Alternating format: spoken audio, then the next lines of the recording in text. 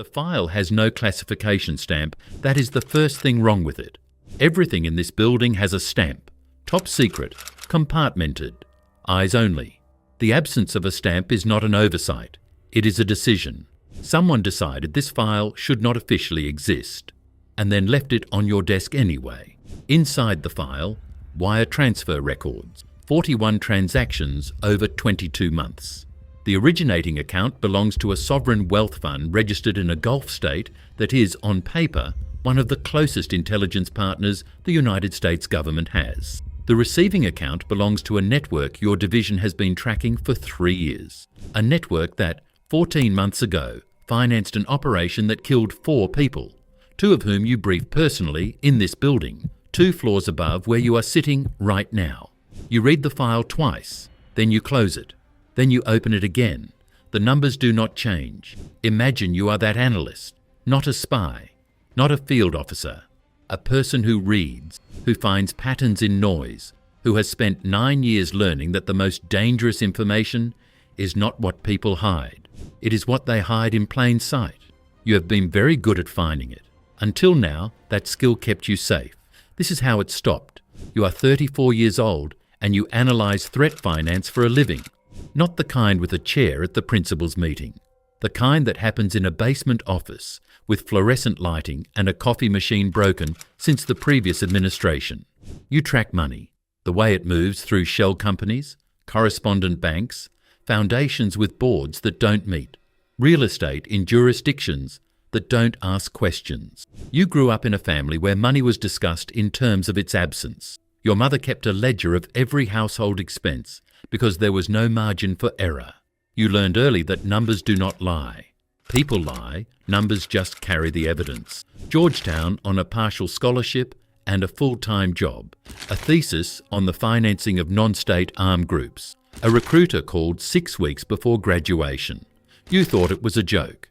9 years later, a clearance most people in this building will never see. And one persistent understanding, the architecture of global violence is at its core a financial problem. Find the money. Follow the money. Understand the money. You are not prepared for what happens when the money leads somewhere the job is not designed to go.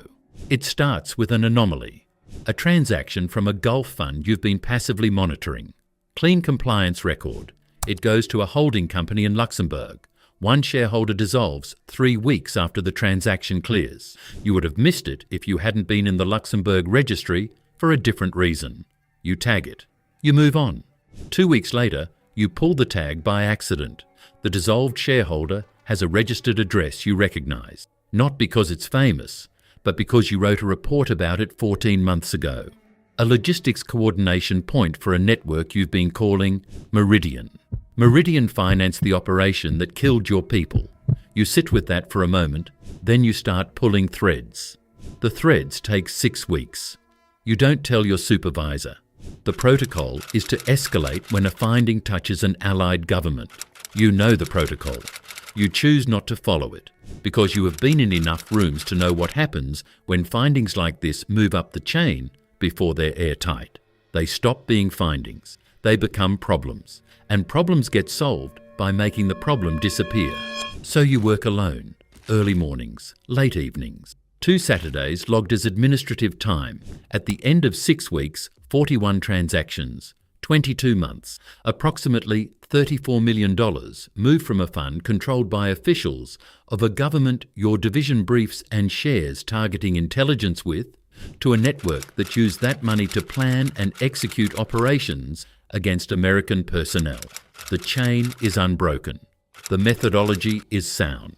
And you understand, sitting alone at 11:40 on a Tuesday night, that understanding it is the most dangerous thing you have ever done. You write the report, 14 pages, 6 appendices. The methodology section is 3 pages long because you know it will be attacked and you want there to be nothing to attack. You title it, Meridian Financial Architecture, Sovereign Source. By Thursday afternoon, your supervisor calls you upstairs. He is not alone. A woman in a jacket that doesn't come from a government salary. A man from the 7th floor you've never met in person. They are calm in the way people are calm when they've been briefed before you arrive. Your supervisor says, This is remarkable work. He says it the way someone says it when they mean something else. The woman's questions tell you she's already read the report and is looking for the seam where it can be questioned. There is no seam. You made sure. The man from the 7th floor says, "We'll need time to evaluate the implications." You say, "The implications are that for 22 months we've been sharing targeting data with a government simultaneously funding the people we were targeting." Nobody disagrees. Nobody agrees either. The report disappears from the internal system that afternoon. Quarantined. Pending review. Pending review is where findings go to become manageable. The review takes 3 weeks. No communication. Your access to Meridian files isn't revoked. That would be a signal. But transaction queries return empty results that should not be empty. You develop a habit. Every morning, small credential checks. Specific queries compared against saved outputs. Not because you expect to catch something dramatic. Because checking is the only thing that still feels like control.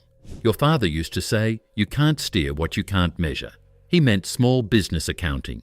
You have applied it to everything since. Some mornings the measurements are harder to make than others. On the 18th day, a colleague stops by. "Someone upstairs asked about you," she says. Not in a bad way. In a "what is she working on" way. You say, "Nothing exciting." She nods and moves on. You understand, in the way people who track systems understand things, that you are now inside a system that is tracking you. The review concludes on a Wednesday. Your supervisor, a memo with 4 paragraphs, a window overlooking a parking structure. The findings are credible. The methodology is sound. The transactions are real. The assessment, however, is that the source cannot be definitively linked to authorized government activity and may represent rogue elements operating without government knowledge. You listen. Then you say, "The Fund's Investment Committee requires co-signatures from 2 cabinet-level officials for transactions above $5 million. 31 of the 41 transactions exceed that threshold. Your supervisor looks at the parking structure. He says the allied relationship requires evaluation at a level above this division. You say, 14 months ago I briefed Marcus Webb and Diana Solis before their deployment. They are dead. The money that funded that operation came from people we have lunch with." He looks at you. He says, "I know." Quietly, like a man carrying a weight, letting you see it for 1 second. Then, "What I am telling you is the official position. What you do with what you know is a question I am not in a position to advise you on." He slides the memo across. You sign it. You take the elevator to the basement.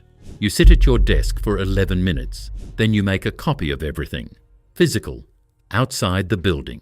The most dangerous moment in any system is when the evidence and the response to the evidence stop being the same thing. You are not going to let the evidence disappear. 6 days later, you are reassigned. Not fired, reassigned, framed as a development opportunity.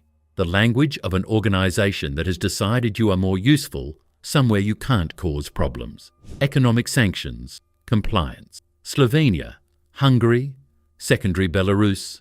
Nothing that touches Gulf finance, nothing that touches Meridian.